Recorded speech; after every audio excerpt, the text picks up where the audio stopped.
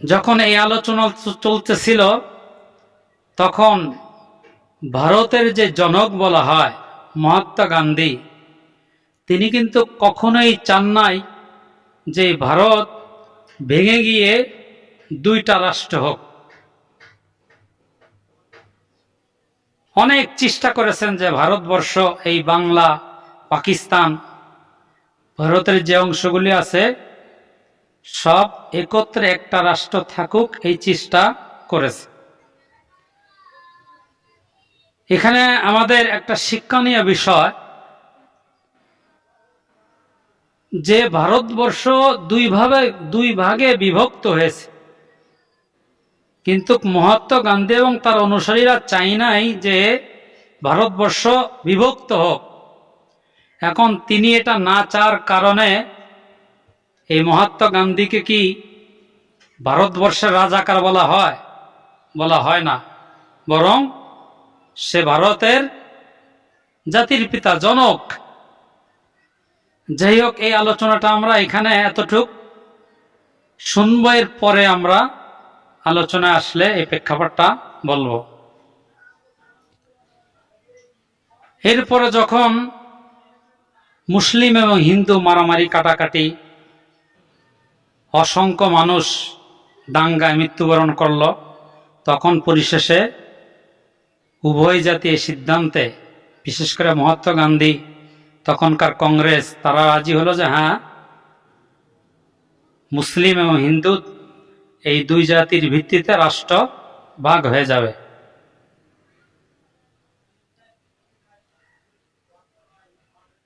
তো 1947 সালে 15ই আগস্ট পাকিস্তানকে স্বাধীন করা হয়। এদিকে ইন্ডিয়া আর একদিক স্বাধীন। তখন এই বাঙালিদের একটা এমন একটা ইচ্ছা আকাঙ্ক্ষা ছিল যে না, এখন আমরা হয়তো আমাদের ঈমান এবং ইসলাম পালন করে আমরা খুব সুশান্তিতে থাকতে পারব। কিন্তু পাকিস্তান প্রতিষ্ঠিত হওয়ার আগেই আলিগড় বিশ্ববিদ্যালয়ের উপাচার্য জিয়াউদ্দিন আহমদ, তিনি ঘোষণা করলেন যে পাকিস্তান রাষ্ট্রের রাষ্ট্রীয় ভাষা হবে উর্দু। যখন এই কথা বললেন তখন বাংলাদেশের মানুষের হৃদয় ভেঙে খান খান হয়ে গেল,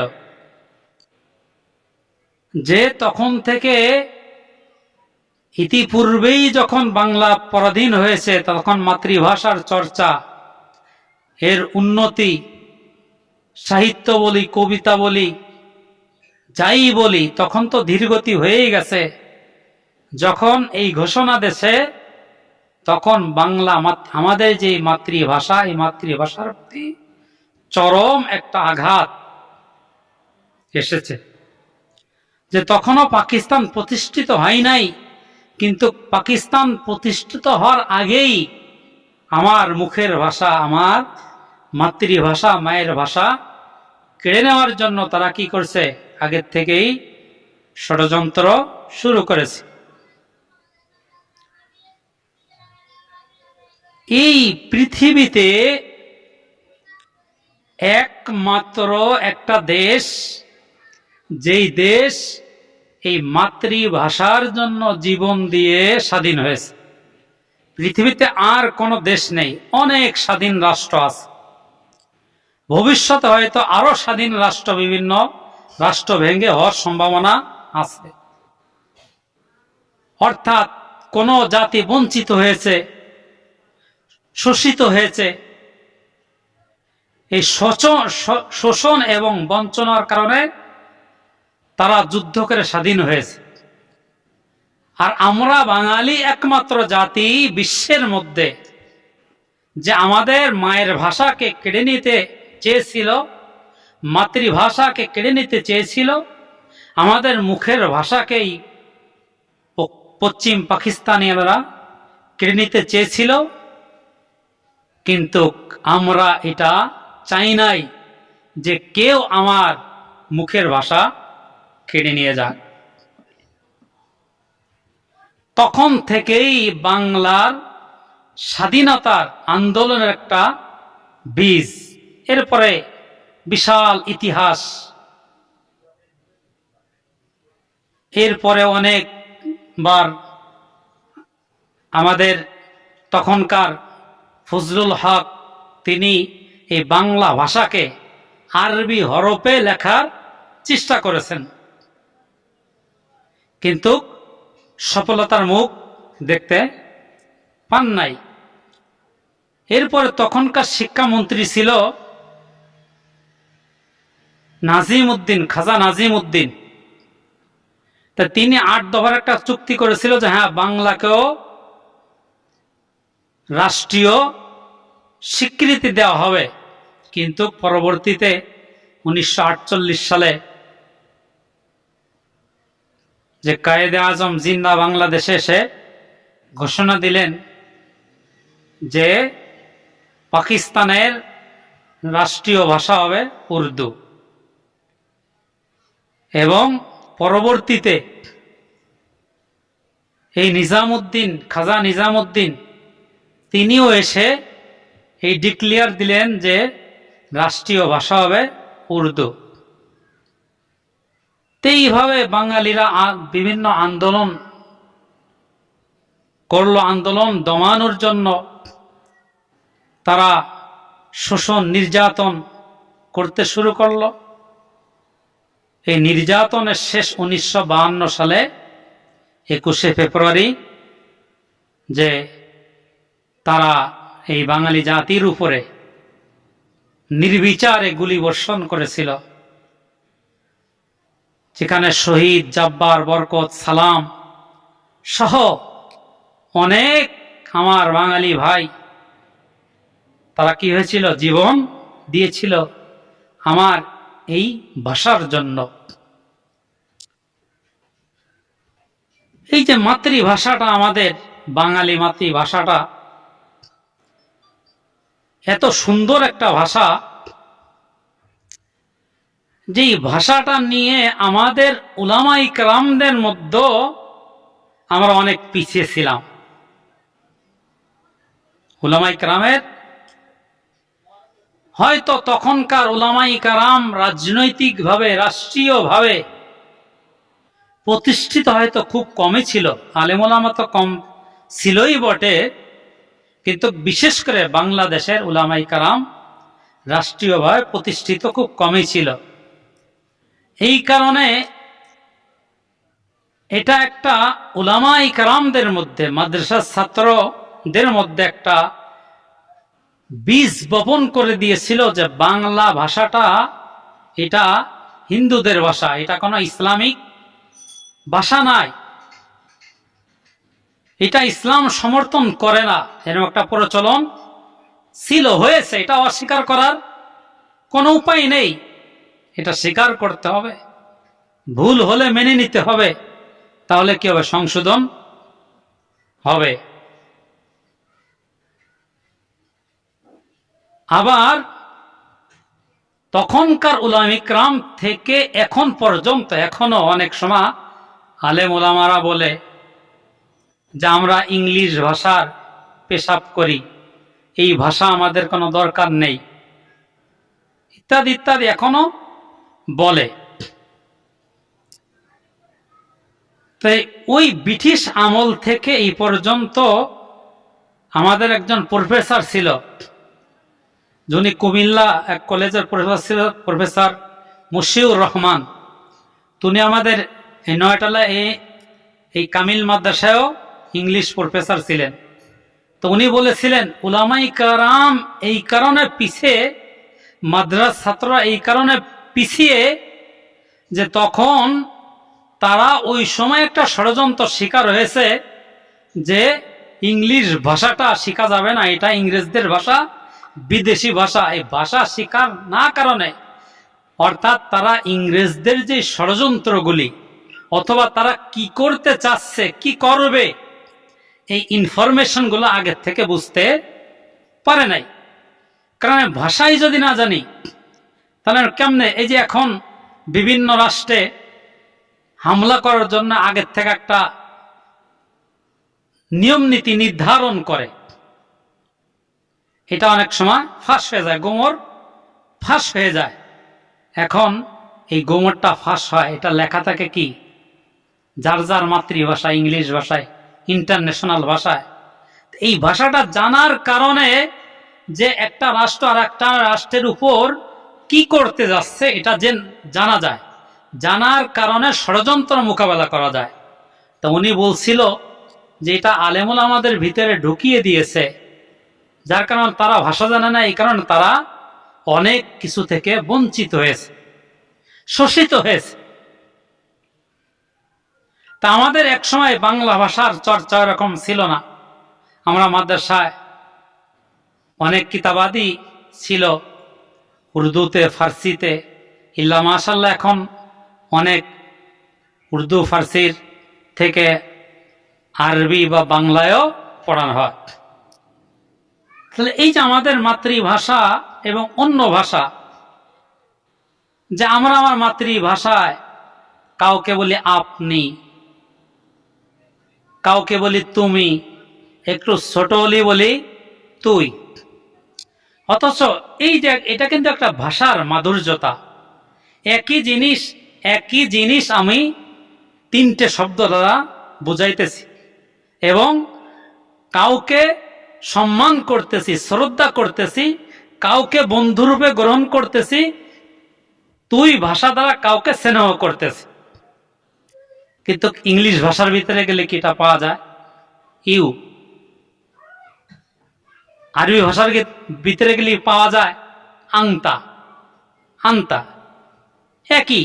একই ভাষা। আবার আমি, এটা যদি ইংলিশে বলি কি বলে? আই। যদি বলে তোমার, ইয়োর, বলে আমার, আমাদের, এরকম আজ তারা কি শব্দের ভিন্নতা আসতেছে। অথচ আমাদের বাংলা ভাষাটা একটা সৌন্দর্যতা আছে।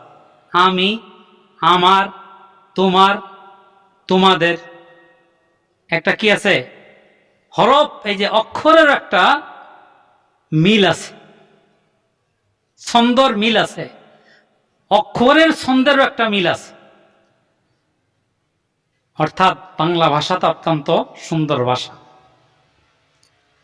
আর সবচেয়েতে যেই মানুষগুলো বলে যে আমার অমুক ভাষার দরকার নাই, আমার স্প্যানিশ দরকার নাই, আমার ইংলিশ দরকার নাই, আমার ফ্রান্স ভাষার দরকার নাই, আমার অ্যারাবিয়ান ভাষার দরকার নেই, কোন ভাষাকেই জ্ঞানী ব্যক্তি যারা তারা কখনোই অবজ্ঞা করতে পারে না। কারণ আমি আমার বাংলা ভাষায় বলতেছি, হায় আল্লাহ আমি গুনাহ করেছি, তুমি মাফ করে দাও। যে ইংলিশ ভাষা, সে একই কথা ইংলিশে বলতেছে, যে হিন্দি ভাষা একই কথা হিন্দিতে বলতেছে, যে উর্দু ভাষা একই কথা উর্দুতে বলতেছে, যে মালাই ভাষা সে একই কথা মালাই ভাষায় বলতেছে, যে তুর্কি সে একই ভাষা তুর্কিতে বলতেছে, ইত্যাদি ইত্যাদি হাজার হাজার ভাষা। তাহলে আমি বাঙালি, আমি হিন্দি বুঝি না, হিন্দিওয়ালা বাংলা বুঝে না। আমি বাঙালি, আমি মালয়েশিয়ান ভাষা বুঝি না। আমি বাঙালি, আমি তুর্কি ভাষা বুঝি না। যে মালয়েশিয়ান, যে তুর্কি, সে বাংলা ভাষা বুঝে না। কিন্তু আল্লাহ সুবহানাহু ওয়া তাআলা কালামুল্লাহ শরীফের মধ্যে বলছে, ওয়াল সিনাতিকুম ওয়াল ওয়ানিকুম, ভাষা এবং বর্ণ আল্লাহ সুবহানাহু ওয়া তাআলা দুনিয়ায় যতগুলো মানুষের জন্য নিদর্শন সৃষ্টি করেছেন, আল্লাহ সুবহানাহু ওয়া তাআলা মানুষের হিদায়াতের জন্য, আল্লাহর পরিচয়ের জন্য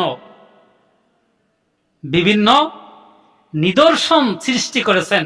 তা আল্লাহ সুবহানাহু ওয়া তাআলা বলতেছেন ওয়াল সিনাতিকুম ওয়াল ওয়ানিকুম, ভাষা এবং বর্ণ এটা আল্লাহ সুবহানাহু ওয়া তাআলার নিদর্শন, এক মহা বৈশিষ্ট্য যে তুমি বুঝো না, কিন্তু সারা পৃথিবীর যে কোনো যে আনাচে কানাচে যেই ভাষাভাষীর লোক আছে, যে আমাকে আমি আল্লাহ সুবহানাহু ওয়া তাআলার কাছে সল করে, হায় মালিক আমাকে মাফ করে দাও, বলে তোমরা তো বুঝো না, আমি আল্লাহ তাআলা বুঝি, কারণ এই ভাষাটা আমি আল্লাহ সুবহানাহু ওয়া তাআলা দিয়েছি। না বাংলা ভাষায় আল্লাহ তাআলার কাছে ক্ষমা চাইলে আল্লাহ মাফ করে দেন, ইংলিশে চাইলে মাফ করেন না, বাংলায় চাইলে আল্লাহ তাআলা মাফ করে দেন, হিন্দিতে চাইলে মাফ করেন না, আল্লাহ বাংলায় বললে মাফ করেন, উর্দুতে বললে মাফ করেন না, আল্লাহ বাংলায় বললে মাফ করেন, আরবিতে বললে মাফ করেন না, আল্লাহ বাংলায় বললে মাফ করেন, চায়না ভাষায় বললে মাফ করেন না, এমন যে আল্লাহ বাংলা বুঝছেন কিন্তু চায়না বুঝেন না, ইংরেজি বুঝেন না, এমন এমন না। তাহলে আল্লাহ সুবহানাহু ওয়া তাআলার কাছে পৃথিবীতে যত ভাষাভাষীর মানুষ আছে, আল্লাহ সুবহানাহু ওয়া তাআলার কাছে সবাই কি সমান। আল্লাহ সুবহানাহু ওয়া তাআলার কাছে কি সবাই সমান। আমি বুঝি না, কিন্তু আল্লাহ সুবহানাহু ওয়া তাআলা বুঝেন। যাই হোক, এই মাতৃভাষার জন্যই কি হয়েছে, 1952 সালে জীবন দিয়েছে। এরপরে এই যে বিভিন্ন সময় পাকিস্তানিদের সাথে এই বাঙালিরা লড়াই করেছে, এই লড়াইয়ের ক্ষেত্রে আমরা যে উলামায়ে কেরাম, আমাদেরকে ইতিহাসের পাতায় লেখা হয় না, অথচ ইতিহাস পড়লে দেখা যায় যে বাংলাদেশ এই পাকিস্তানের শোষণ থেকে এই বাঙালি জাতিকে বাঁচানোর জন্য সর্বপ্রথম যিনি সবচেয়ে অগ্রগামী ভূমিকা পালন করেছেন তিনি ছিলেন কি মৌলানা ভাসানী। তিনি কি ছিলেন? তিনি সেই আসাম থেকে এই দেশে এসে আওয়ামী মুসলিম লীগ প্রতিষ্ঠিত করেছিলেন। এরপরে 1954 সালে যুক্ত ফ্রন্ট করে, এই যুক্ত ফ্রন্টের মধ্যে বাংলাদেশের উচ্চ পর্যায়ে যেই লিডার, অনেক বড় ইতিহাস, সবাই এর মধ্যে সামিল ছিলেন। এই সবার ঐক্যের কারণে এই দেশ থেকে পাকিস্তানিরা একেবারে কোন মানুষের কোন সাপোর্টই কি পান নাই, কারণ তারা আমাদের মুখের ভাষা কেড়ে নিয়েছে, তারা আমাদের অর্থনৈতিক উন্নতিকে কেড়ে নিয়েছেন, তারা আমাদের শিক্ষাকে কেড়ে নিয়েছেন, তারা আমাদের দৈনন্দিন জীবন যাপনের সিস্টেমকে কি কেড়ে নিয়েছে।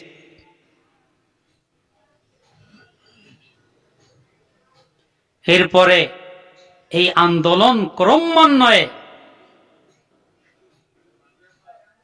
1956 সালে শাসনতন্ত্র আন্দোলন, 1962-তে শিক্ষা আন্দোলন, 1966-তে 6 দফা আন্দোলন, 1969-এ গণ অভ্যুত্থান এবং 1971-এ স্বাধীনতার মহান যুদ্ধ। তাহলে আমরা যেই এই আজকের দিনে যেই মহান বিজয় দিবস পালন করতেছি, এই মহান বিজয় দিবসকে পাওয়ার জন্য ইতিপূর্বের আমার স্বজাতি বাঙালিরা কতটা মেহনত করছে, ওই পশ্চিম পাকিস্তানিদের সাথে অনেকটা যুদ্ধ জিহাদ করার পরে আমরা কি এই বিজয় দিবস পেয়েছি।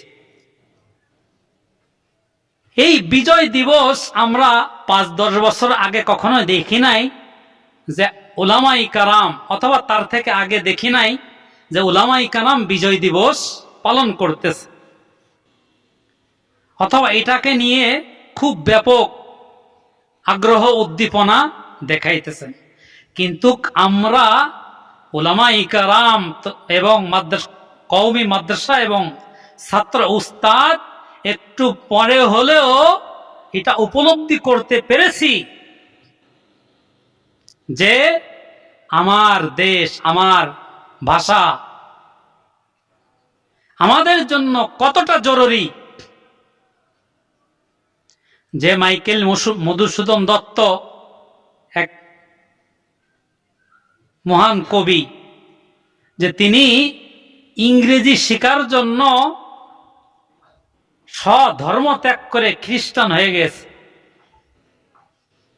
এবং ইংরেজি সাহিত্য নিয়ে অনেক ব্যাপক চেষ্টা প্রচেষ্টা করে ইংরেজি বই লিখেছেন, কিন্তু সেটা ইংরেজদের কাছে ইংরেজি সাহিত্যের মধ্যে গ্রহণযোগ্যতা পান নাই। পরিশেষে তওবা করে ফিরে এসে ওই পরের ভাষাকে, অন্যের ভাষাকে ভিক্ষাবৃত্তির সাথে তুলনা করেছে। যাই হোক, এই দেশের মানুষ যেই জন্য জীবন দিয়ে স্বাধীন হয়েছিল, যেই স্বপ্ন দেখেছিল যে আমরা পাকিস্তানের এই হানাদার বাহিনীর শোষণ থেকে, নির্যাতন থেকে স্বাধীন রাষ্ট্র পেয়ে আমরা স্বাধীন চেতাভাবে আমাদের ধর্ম নিয়ে, আমাদের ইসলাম নিয়ে সুন্দরভাবে কি জীবনযাপন করব। অথচ আমাদের এই স্বাধীনতার ইতিহাসটা প্রত্যেকটা পদে পদে একেবারে নিঃশেষ করে দিয়েছে। এই এখন পূর্বে বলেছিলাম যে ভারতবর্ষ ভাঙ্গার বিরোধিতা করেছিল মহাত্মা গান্ধী এবং কংগ্রেস, তাদেরকে রাজাকার বলা হয় না। বাংলাদেশ যখন পাকিস্তান যুদ্ধ শুরু করেছে, বাংলাদেশের কিছু মানুষ পাকিস্তানের পক্ষ নিয়েছে। তাহলে প্রথম পক্ষ নেওয়াটা, এটা তারা চান নাই যে একটা রাষ্ট্র ভেঙে দ্বিরাষ্ট্র হয়ে যাক, কিন্তু যারা এটা করেছে তারা একটা চরম ভুল কাজ করেছে, যে বাঙালিদের উপর সুদীর্ঘ 9 মাস পাকিস্তানি বাহিনী হামলা করেছে। কিন্তু এই 9 মাসের মধ্যেও কি তাদের এই বুদ্ধিটুকু আসলো না যে আমার স্বজাতির উপর এত নির্যাতন চালাইতেছে, এখনো আমরা কি করি, ওই পাকিস্তান বাহিনীকে সাপোর্ট করি, তাদের সহযোগিতা করি। হয়তো প্রথম পর্যায়ে চাই নাই যে একটা রাষ্ট্র ভেঙে যাক, কিন্তু তারা যখন 9 মাস এই দেশের মা বোনদের ইজ্জত লুণ্ঠন করেছে, লক্ষ লক্ষ মা ভাই বোনদেরকে পঙ্গু করেছে, লক্ষ লক্ষ ভাইদেরকে শহীদ করেছে, তারা এটা স্বচক্ষে দেখেছে, সহযোগিতা করেছে, কিন্তু তারপরে তাদের সঠিক বুদ্ধির উদয় হয় না। এটা চরম ভুল, চরম অপরাধ বটে। কিন্তু এই সুযোগে এই জাতির কলঙ্কময় বুদ্ধিজীবী যারা বুদ্ধি বিবেককে বিক্রি করে খায়, তারা বই লিখেছেন। বই লেখার এমন লেখা লিখেছেন যে টুপি দাড়ি দেখলেই সে কি, সে রাজাকার, টুপি দেখলেই সে রাজাকার। এটা ছিল একটা সুদূর প্রসারী একটা ষড়যন্ত্র, মূলত মানুষের সাম্য প্রতিষ্ঠা করা না, মৌলিক অধিকার প্রতিষ্ঠা করা না, ইসলাম থেকে মানুষকে দূরে সরায় নেওয়া, দিন থেকে মানুষকে দূরে সরায় নেওয়া। আমি একটা ইতিহাস পড়েছিলাম 1971, এলে খতিব বইটার নাম দিছে এই লেখকের কোনো পরিচয় এখানে লেখে নাই। অর্থাৎ লেখক এখন জারজ লেখক, কিন্তু পড়ে পড়ে বোঝা যায় যে জারজ লেখকটার একজন ভারতীয়। এরপরে যারাই বই লিখেছে এই জারজ লেখকের সূত্র ধরে নিয়ে বই লিখেছে। এসব বই পড়লে স্বাভাবিক মানুষ, একটা যারা মাদ্রাসায় পড়ে, যার মুখে দাঁড়িয়ে আছে, টুপি আছে, এই ইতিহাসগুলো পড়লে মনে হবে যে এরা বাংলাদেশের স্বাধীনতার বিরোধী, এরা বাংলাদেশের স্বাধীনতার বিরোধী। তাহলে আমাদেরকে বঞ্চিত করা হয়েছে। এই আলেম জাতি এবং তলেবুল ইলমদেরকে তাদের ইতিহাস থেকে শুধু নয়, তাদের অধিকার থেকে বঞ্চিত করা হয়েছে। যেই দেশে রাজাকার বলতে মানুষ দৃষ্টিভঙ্গি চলে যায়, যার পোশাক পাঞ্জাবি, যার মুখে দাড়ি, যে মাথায় টুপি দেয়, যে 5 ওয়াক্ত নামাজ পড়ে, যে কোরআন তিলাওয়াত করে, এরকম দৃষ্টি আমাদের চলে যায়। কারণ কি? কারণ ওইখানে মূল ষড়যন্ত্র। অথচ ওই বইগুলির মধ্যে বাংলাদেশে কেউ কি বলে নাকি পুলিশ বাহিনী রাজাকার বলে? অথচ ইতিহাসের এই 71-এর ইতিহাসের বইগুলো পড়লে কতজন পুলিশ অফিসার ছিল রাজাকার, তাদের নামের লিস্টও আছে। কোন আলেমের লিস্ট আছে নাকি? কোন আলেমের লিস্ট ধরে এই বাংলাদেশে কোন বুদ্ধিজীবী এরকম বই লিখতে পারছে? পারে নাই। চেষ্টা করেছে, কলঙ্ক কালিমা লেপন করার জন্য চেষ্টা করেছে, কিন্তু এর কোন ভিত্তি উপস্থাপন করতে পারে নাই। আমি 71-এর কয়েকটা বই পড়ে আমার এতটুক উপলব্ধি হয়েছে যে এই বাঙালি জাতি পাকিস্তানি বাহিনীকে ঘৃণা করতে গিয়ে তাদের কর্মকাণ্ড, যে পাষণ্ড কর্মকাণ্ড, এই কর্মকাণ্ডকে আমরা ধিক্কার জানাই। তাদেরকে আমরা ধিক্কার জানাই, কিন্তু তাদেরকে ধিক্কার জানাইতে গিয়ে, তাদের কর্মকাণ্ডকে ধিক্কার জানাইতে গিয়ে, তাদের কর্মকাণ্ডকে ঘৃণা করতে গিয়ে, তারা যেহেতু মুসলমান, তাদের গায়ে আছে পাঞ্জাবি, তাদের মাথায় আছে টুপি, আমরা এই পাঞ্জাবি টুপি ইসলামকে ঘৃণা করে ফেলেছি। ঘৃণা করা দরকার ছিল ওই জাতিকে, ওই পশ্চিমা ওই জাতিকে, পাকিস্তানি হানাদার বাহিনীকে ঘৃণা করা দরকার ছিল। কিন্তু আমরা সেটা করতে গিয়ে এই জাতি ইসলামকে ঘৃণা করে ফেলেছে, ইসলামকে খাটো করে ফেলেছে। এটা আমাদের জন্য অত্যন্ত পরিতাপের বিষয়, অত্যন্ত দুঃখের বিষয়। এই জন্য এই মহান বিজয় দিবসে এই সঠিক ইতিহাস মূল্যায়ন নির্ণয় করে আমাদেরকে আগায় আসতে হবে। যেই বাংলাদেশে যেই ষড়যন্ত্র বীজ ওই যুদ্ধের আগের থেকে বপন করা ছিল, এখনো চলতেছে। আর এই ষড়যন্ত্রের বীজটার নাম হচ্ছে ভারত। এই ষড়যন্ত্রের বীজের নাম কি? ভারত, ইন্ডিয়া। কারণ যখন পাকিস্তানি হানাদার বাহিনী এই দেশে আক্রমণ করেছিল, যে কোনো রাষ্ট্র যুদ্ধ যখন শুরু হয়, তার পার্শ্ববর্তী রাষ্ট্রে একটা প্রতিক্রিয়া সৃষ্টি হয়, মানুষ বাঁচার জন্য পাশের রাষ্ট্রে যায়।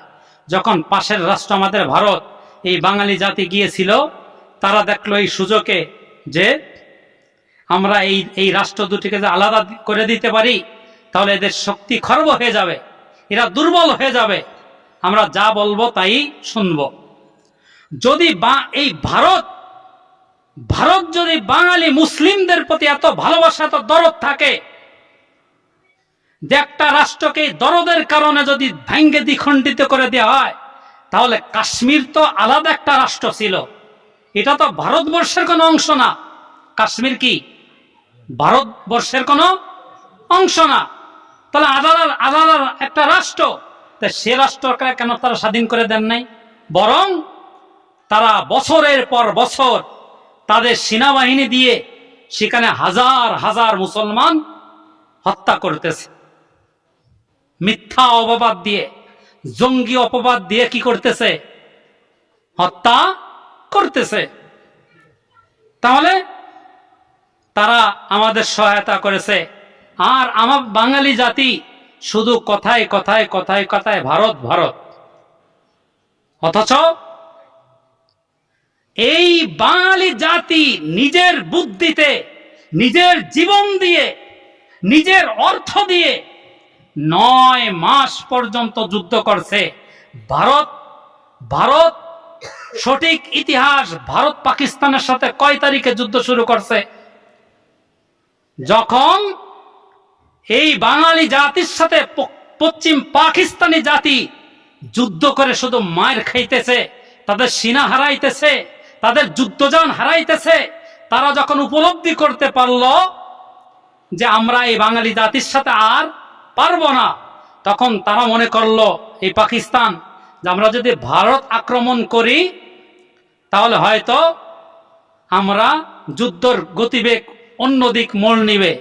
তখন 3 নভেম্বরের 3 তারিখে পাকিস্তান আগে ভারতে আক্রমণ করে। এরপরে ভারতে আক্রমণ করার কারণে ভারত এই বাঙালি মুক্তিযুদ্ধে সরাসরি অংশগ্রহণ করে। তাহলে 3 তারিখে পাকিস্তান ভারতে আক্রমণ করে, এরপরে ভারত পাকিস্তান যুদ্ধ হয়। তাহলে 16 তারিখে বাংলাদেশ স্বাধীন হয়ে যায়। কয়দিন? 3 তারিখ থেকে 16 বাদ দিলে কয়দিন? 13 দিন। তাহলে ভারত যুদ্ধ করলো কয়দিন? 13 দিন, মাত্র 13 দিন। কিন্তু এখানে কতটা বড় ষড়যন্ত্র, এই বাঙালি জাতির সাথে কতটা গাদ্দারি, কতটা বেইমানি তারা করেছে, যে যখন এই পাকিস্তানি বাহিনী আত্মসমর্পণ করেছে, এখানে একজন বাঙালি জাতির কোন বীর শ্রেষ্ঠ সন্তান সেখানে রাখা হয় নাই। মনে হয় যে তারাই যুদ্ধ করে তারাই বাংলাদেশ স্বাধীন করে দিয়েছে। এরকম একটা ফন্দি ফিকির করে এই ইতিহাসকে, এই অর্জনকে তারা কি করেছে? মনে হয় কেড়ে নেওয়ার জন্য কি চেষ্টা করেছে, এবং তারা সফল হয়েছেও। আমরা এই ইতিহাসগুলো এমনই পড়ি যে মনে হয় বাংলাদেশ স্বাধীনতা বলতেই ভারত আমাদেরকে স্বাধীন করে দিয়েছে। তাহলে ভারত যদি স্বাধীন করে দিয়ে থাকে, তাহলে 30 লক্ষ মানুষ কোথা থেকে মরল? 30 লক্ষ মানুষ কি ঘরে বসে জীবন দিয়েছে, না রণাঙ্গনে জীবন দিয়েছে? যুদ্ধের ময়দানে জীবন দিয়েছে না? তাহলে 30 লক্ষ মানুষ যুদ্ধের ময়দানে জীবন দিল, আর অর্জনটা কোথায় চলে গেল? পার্শ্ববর্তী দেশে চলে গেল। এখন এই যে ষড়যন্ত্র, এটা ইতিপূর্বে আমার জীবনে কোনো রাজনীতিবিদের কাছে শুনি নাই যে ভারত তাদের স্বার্থে বাংলাদেশকে সহায়তা করে স্বাধীন করে দিয়েছে। ইদানিং শুনি, ইল্লা মাশাল্লাহ, ইদানিং কিছু রাজনৈতিক নেতার মুখ দিয়ে এই কথা বের হয়েছে, কিন্তু উলামায়ে কেরামের জবান দিয়ে এই কথা অনেক পূর্বে বের হয়েছে, অনেক পূর্বে বের হয়েছে।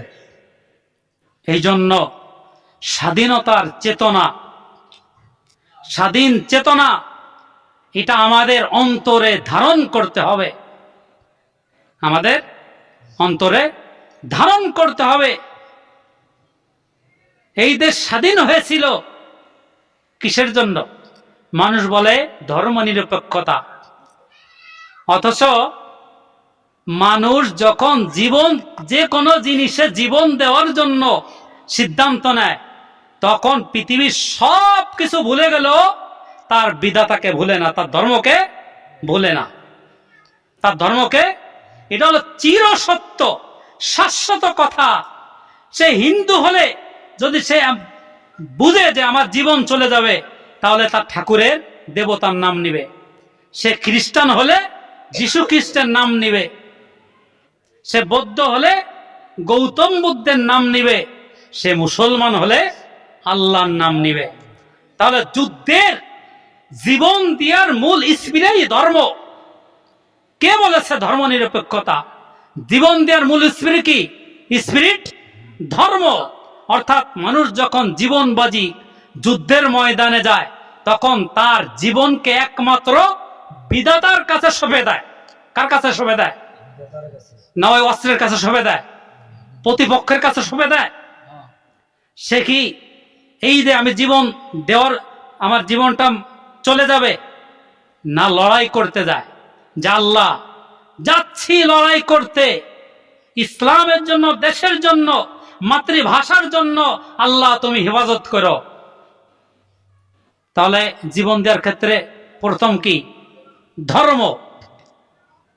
অথচ আমরা ইতিহাস বলতে গেলে এই ধর্মকে এবং আল্লাহ সুবহানাহু ওয়া তাআলাকে, স্রষ্টাকে একেবারে বাদ দিয়ে অন্য একটা ইতিহাস লেখি।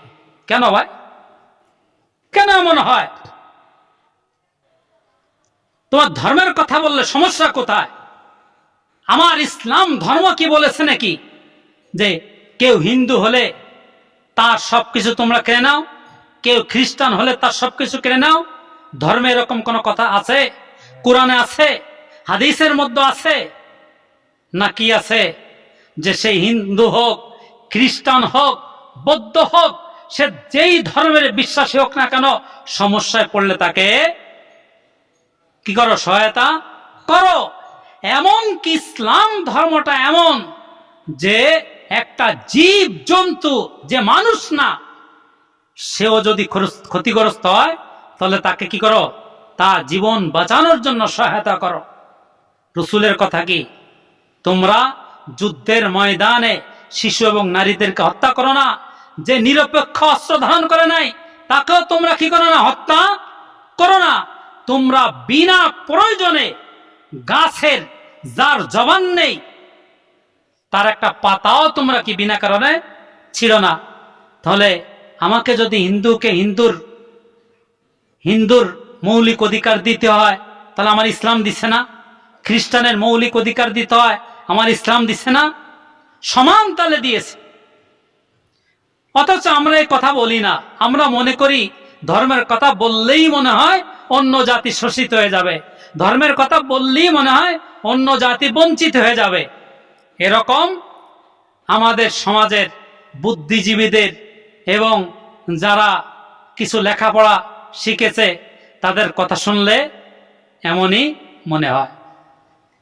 আবার যেই ভাষার জন্য এই ৩০ লক্ষ মানুষ শহীদ হলো, জীবন দিল, আমরা সেই ভাষার চর্চা কিন্তু রাষ্ট্রীয়ভাবেও নাই, উদ্বুদ্ধ করা হয় না। এখন আন্দোলন করতে হয় যে আদালতের রায় লিখতে হবে বাংলায়, সেখানে কিসে লেখা হয়? ইংলিশে লেখা হয়।